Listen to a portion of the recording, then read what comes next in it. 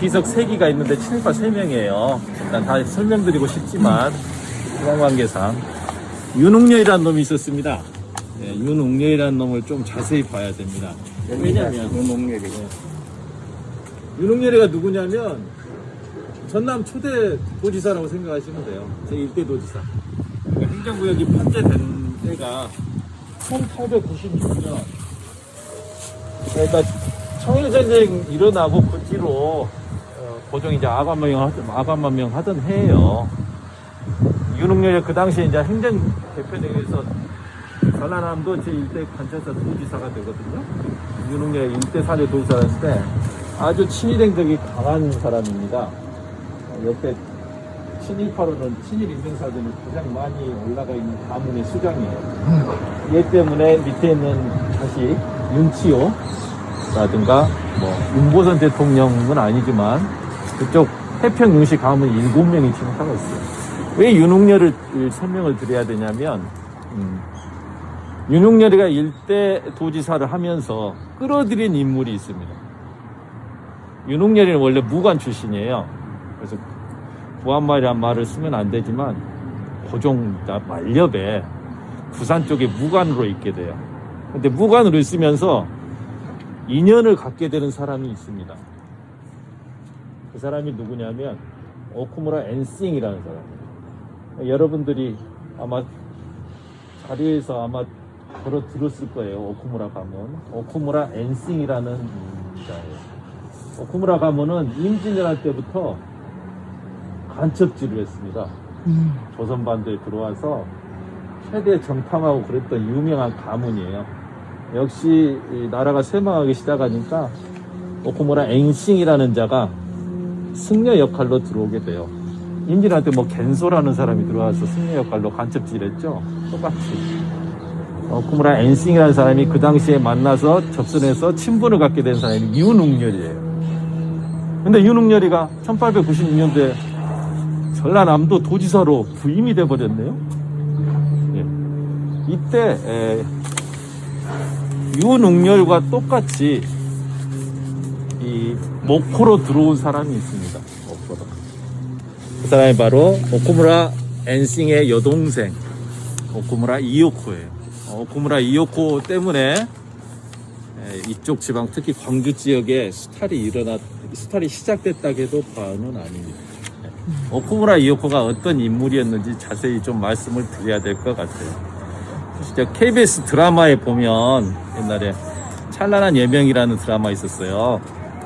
고종 나오고 막 민비 나오고 그랬던 드라마인데 거기에 오쿠무라 이요코 역할을 누가 했냐면 송윤아 씨가 있어요.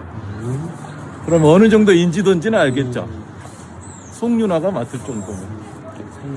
네. 오빠가 오라 하니까 배를 타고 부산으로 와서 다시 목포로 와서 윤웅렬이가 일대 도지사네 광주로 가야지 하면서 광주로 오게 됐어요. 1898년도에 오쿠무라 엔싱이 들어오게 돼요. 여러분들 핸드폰으로 사진을 보내드렸는데 한번 봐보세요. 어떻게 생겼는가. 첫 번째 사진일 겁니다. 넙대대하게 생겼죠? 예. 여장가 남장가 모르겠어요. 그게 동상 사진이거든요. 이 오쿠무라 이요코라는 사람이 전라도를 들어오게 돼요. 예, 전라도는 예전부터 풍족한 고장이었잖아요. 특히 임진왜란 때부터 일본이 호시탐탐 노리던 곳이었어요. 비단 쌀뿐만이 아니라 면의 소재가 되는 목화가 많았거든요. 근데 이 목화를 보게 된 거죠. 그래서 오쿠무라 이요코가 1900년 그러니까 20세기가 시작되던 첫 해에 광주에 입성하게 돼서 윤웅렬 도지사의 도움으로 광주에서 명활약을 하게 됩니다. 그래서 만든 게 오쿠무라 실업학교를 만들려고 해요.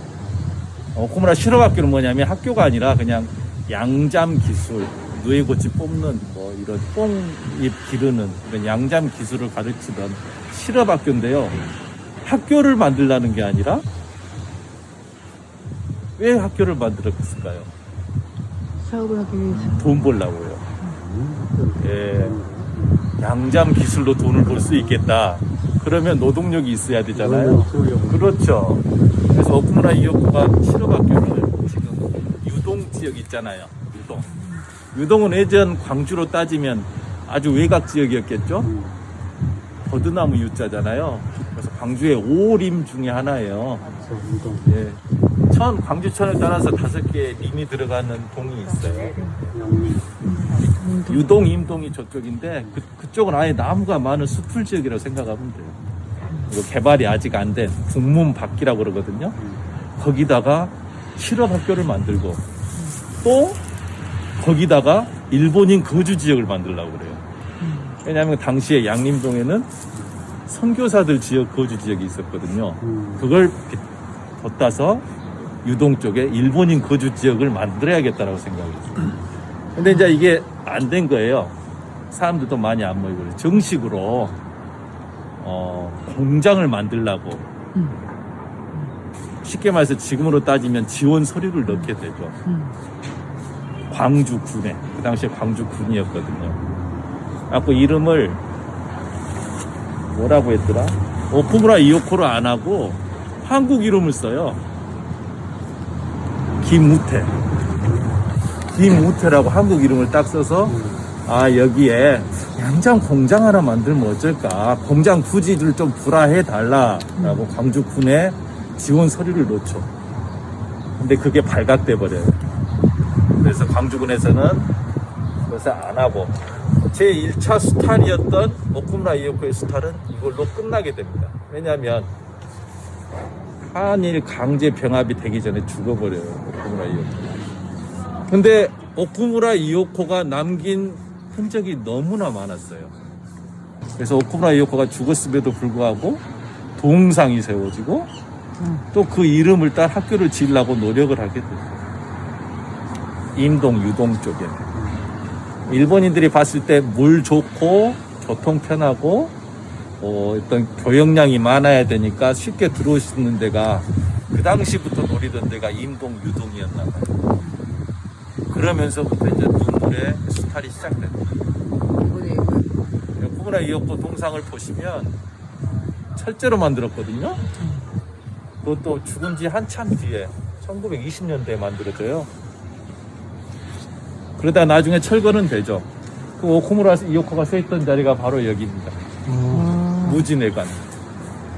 혹시 뭘로 기억하시나요? 무진회관? 예? 4.19. 그런 정직한 답변 말고요. 대공상담소. 그러니까 얘가 원래 약간 뭐가 있었죠? 일제시대? 그거 있었잖아요.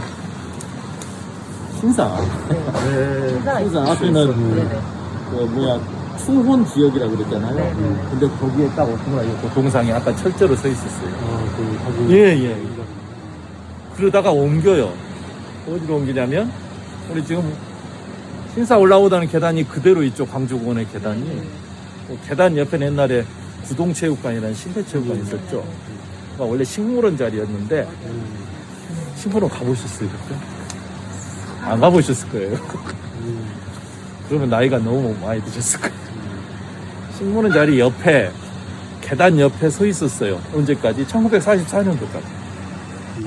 1944년도에도 그냥 철거한 게 아니라, 비행기 만들 쇠뚜껑을 공립이나 조선인 학교에서는 쭉 줄지어서 와서 계단 올라가서 신사 참배하고 내려오잖아요.